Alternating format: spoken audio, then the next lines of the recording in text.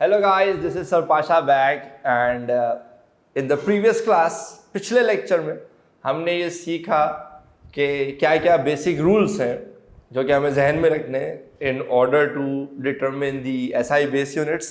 ये चार रूल्स थे जिनको मैंने एक्सप्लेन करने की कोशिश की। अगर आप में से किसी ने भी पिछला वाला लेक्चर नहीं देखा है तो वो प्लीज़ उसको पहले देख लें और उसके बाद इस लेक्चर को कंटिन्यू करें, तभी आपको इस लेक्चर में होने वाली डिस्कशन समझ में आएगी। सो अब थोड़ी एग्जांपल्स देख लेते हैं without wasting any further time. So find the SI base unit of the following. तो सबसे पहले की अगर मैं बात करूं तो एक फिजिकल क्वांटिटी जिसे हम कहते हैं स्पीड। अच्छा, अब मैं अज्यूम करूंगा कि ओ लेवल्स में आपने जितनी भी फिजिकल क्वांटिटीज के बारे में पढ़ रखा है, all the physical quantities that you have studied in O levels, you should at least remember their formulas, ठीक है ना। A levels के एग्जाम में आपको या किसी भी एग्जाम में आप अपेयर होता है तो एटलीस्ट इतना आपसे एक्सपेक्ट किया जाएगा कि आपको उन फॉर्मूलाज के बारे में पता हो। तो speed usually represented with v and the equation is s upon t which is distance upon time. तो distance is measured in meters and time is measured in seconds. Distance is a length, length is measured in meters, तो distance की जगह मैंने metre लिख दिया।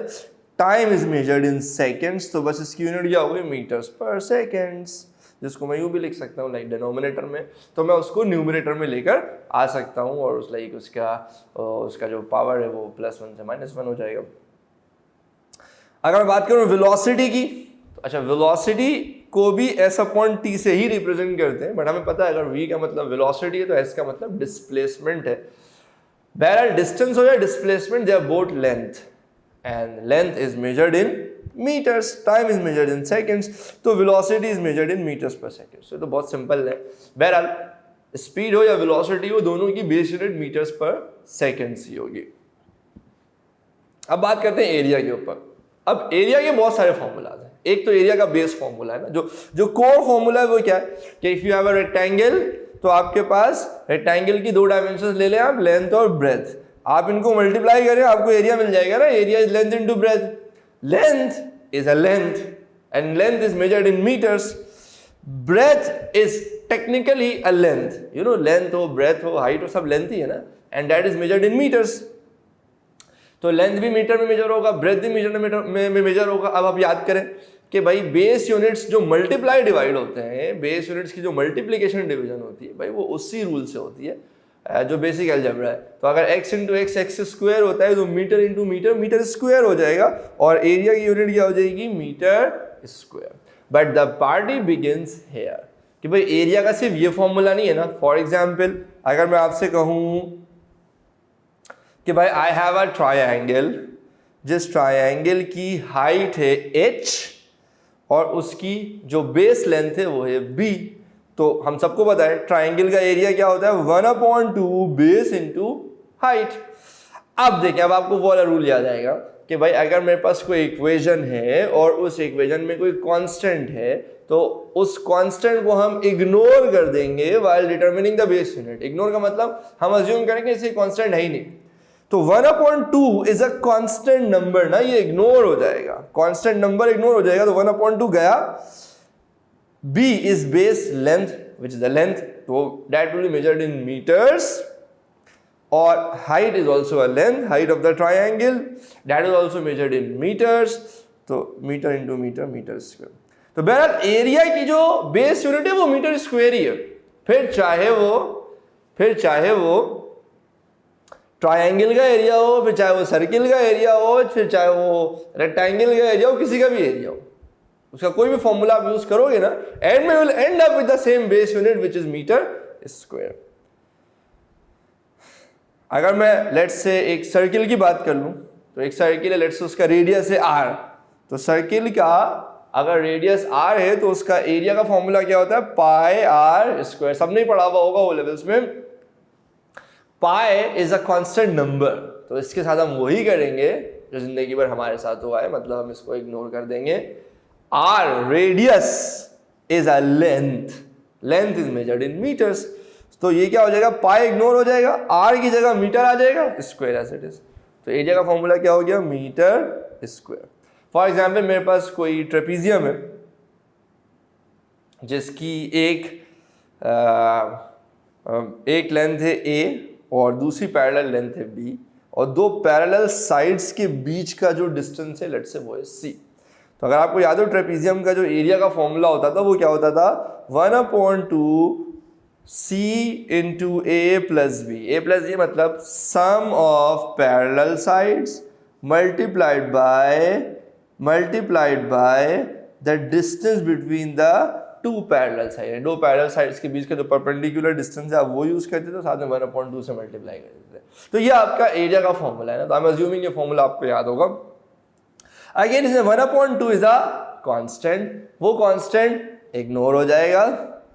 C is a length that is measured in meters by obviously A, B, C तीनों ही length है, हाँ ठीक है। अच्छा A is meters and because that is also a length, B is also a length that is also meters। अब देखो अब आपको वाला रूल याद आएगा कि भाई SI base units can not be added और सब्ट्रैक्टेड, मल्टीप्लाइड हो सकते हैं, ऐड सब्ट्रैक्ट नहीं हो सकते। तो metre plus metre is going to stay metre. देखो ये वाला मीटर तो एज इट इज आ गया, इधर m plus m metre plus metre को हम क्या रखेंगे, मीटर ही रखेंगे, because they can not be added subtracted. Metre plus metre end में मीटर ही आंसर देगा, किलोग्राम माइनस किलोग्राम एंड में किलोग्राम ही आंसर देगा। समझ रहे हो आप मेरी बात? हाँ, अब ये metre plus metre is metre, ये मीटर एज इट इज उतर गया नीचे, मीटर इंटू मीटर हो जाएगा metre square. Life is beautiful.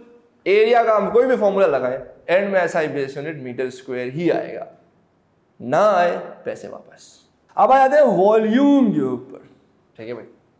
Volume भी अगेन बहुत सारे फॉर्मूले हैं हमारे पास, क्यूबॉइड भी हो सकता है, हमारे पास स्फीयर भी हो सकता है। तो अगर मैं क्यूबॉइड की बात करूं तो this is how a cuboid looks like उसकी लेट्स से एक लेंथ है L, एक लेंथ है ब्रेथ, एक लेंथ है H, वही length into breadth into height, बचपन से पढ़ते हुए आ रहे हैं। वॉल्यूम का formula, length is a length measured in metres, breadth is also a length measured in metres, height is also a length measured in metres, and I get meter cube। meter into meter is meter cube। Multiplication करते हुए no आसरा basic algebra लगाएंगे और हम multiply कर देंगे। For example मेरे पास कोई स्फीयर है, ऑब्वियसली स्क्रीन 2D है, तो अज्यूम कर ले दिस इज अ स्फीयर और लेट्स से उस स्फीयर का जो रेडियस है वो क्या है, वो है R। तो वॉल्यूम ऑफ अ स्फीयर का फॉर्मूला क्या है, 4/3 पाई r क्यूब। ये सारे फॉर्मूला आपको वैसे भी याद होने चाहिए, ए लेवल फिजिक्स में बहुत इस्तेमाल होते हैं। लेकिन अगर किसी बच्चे को ये सब फॉर्मूला नहीं पता ना कि स्फीयर का वॉल्यूम क्या होता है, या सर आई थिंक 4/2 पाई होता था, 4/3 होता है, तो बेटा याद रखना हर मई जून के बाद एक अक्टूबर नवंबर है, हर अक्टूबर नवंबर के बाद एक मई जून है, ठीक है ना।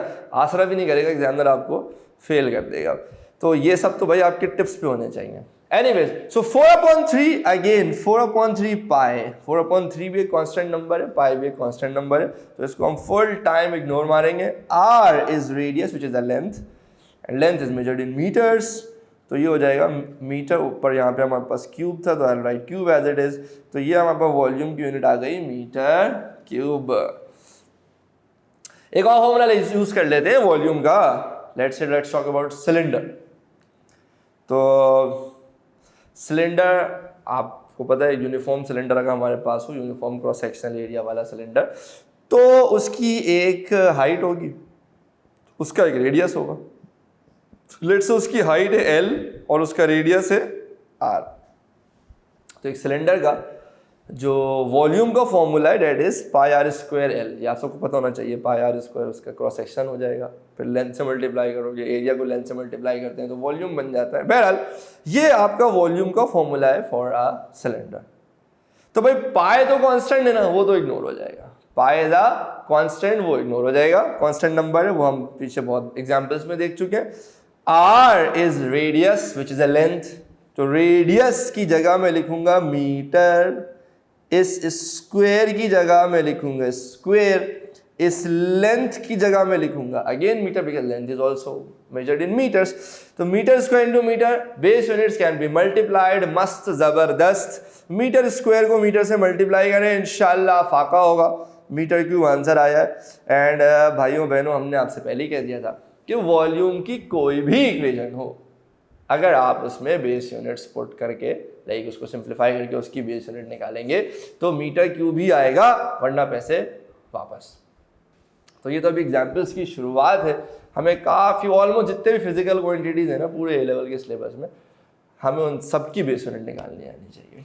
और फिर हम देखेंगे कि फॉर एग्जांपल इसमें और भी बड़े ट्रिकी क्वेश्चन है जो बन सकते हैं। तो ये तो बिल्कुल बेसिक लेक्चर था just to help you out कि जो हमने पीछे 4 पॉइंटर्स पढ़े थे उनको कैसे अप्लाई कर सकते हैं। And in the upcoming lectures we are going to look into more exciting questions और into more tricky questions. So मिलते हैं नेक्स्ट क्लास में।